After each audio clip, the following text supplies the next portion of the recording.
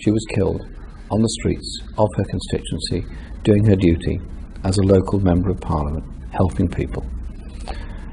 She leaves behind a husband, a wonderful man who likewise spends his life campaigning for human rights and justice. And she leaves behind two young children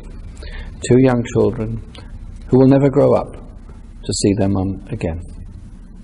They can be proud of what she was, they can be proud of what she did, and they can be very proud of everything that she stood for.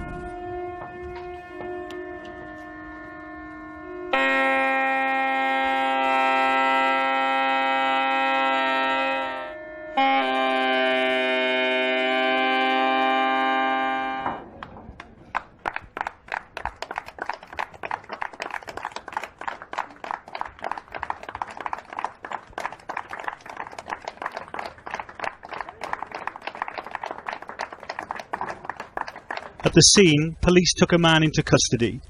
A 52-year-old was later arrested. Mrs. Cox's husband, Brendan, had earlier posted a picture of his wife on Twitter, leaving no comment. In a statement he later wrote, "She would have wanted two things above all else to happen now. One, that our precious children are bathed in love, and two, that we all unite to fight against the hatred that killed her. Hate doesn't have creed, race, or religion," he said. "It is poisonous."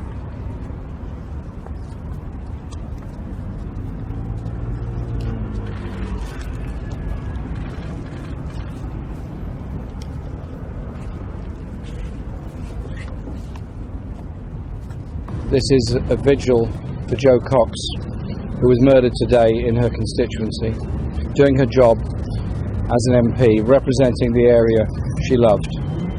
Tonight, her husband Brendan is devastated, and their two children have lost a mum they'll never see again. Lost somebody they can remember as a wonderful woman who stood for many things, above all the principles of human rights, peace and justice, and the love of her community and constituency where she grew up.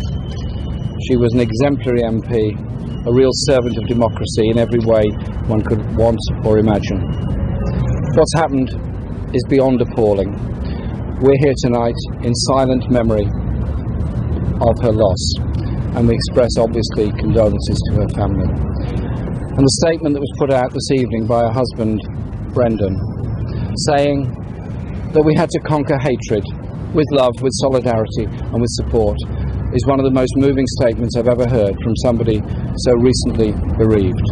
I'm surrounded by parliamentary colleagues, particularly those who came into Parliament with her in the general election of last year of 2015.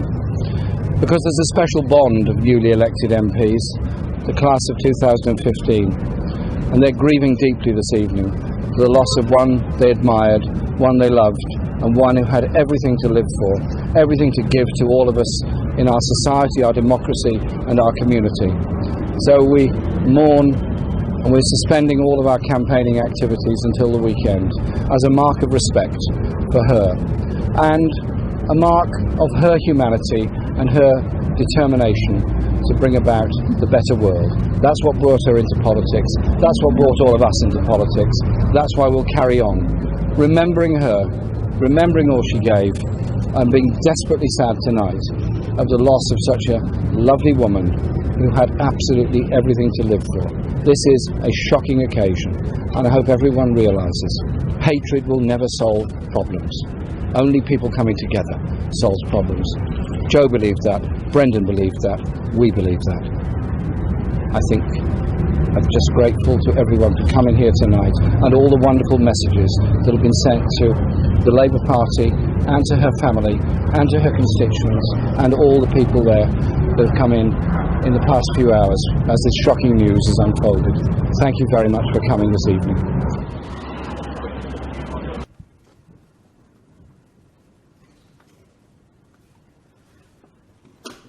As we give thanks for Jo Cox, for all that she's done for our community, and as we pray for Brennan and the family as they mourn, and so many friends, we pay tribute to what she's done.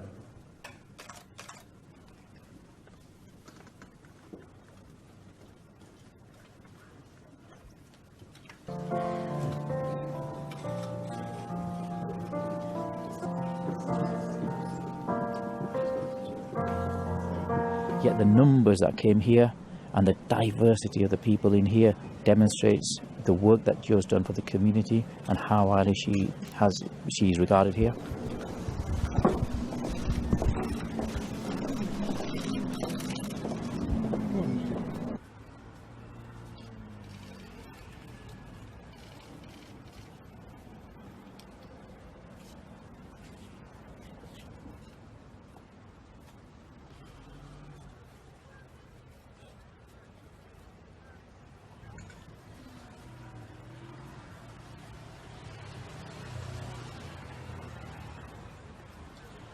To be honest, I think what stood out for me always was Jo's amazing energy.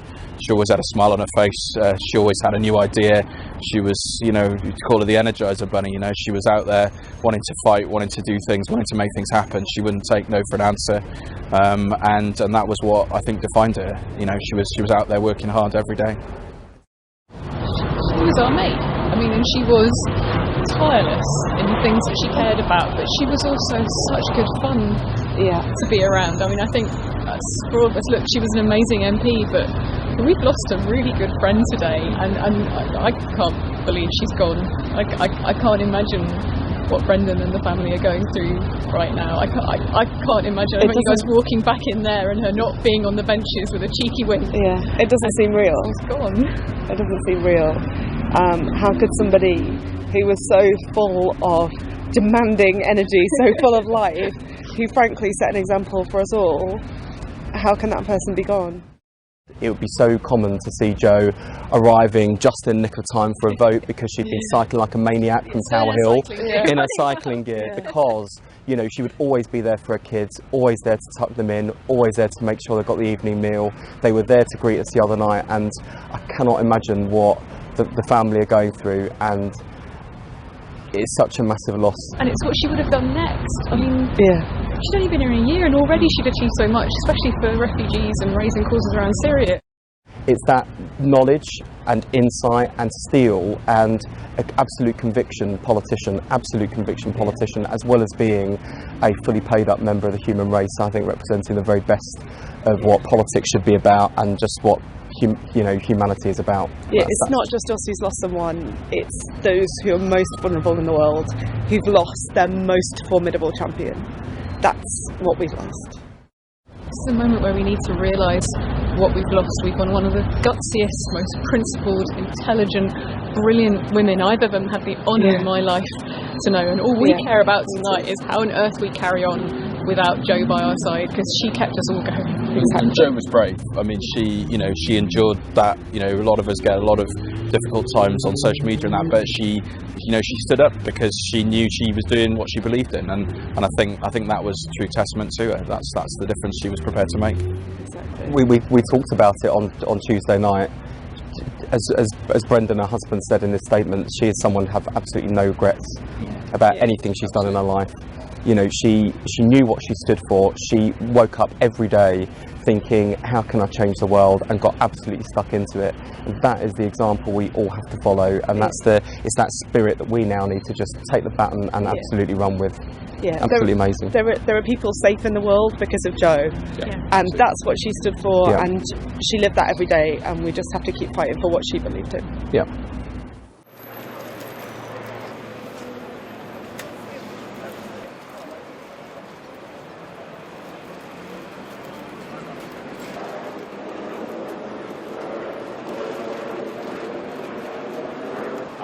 And the overwhelming emotion out here truly is a feeling of sadness and loss could have accomplished, because she was getting into the House of Commons at a young age, and she could have gone for so much.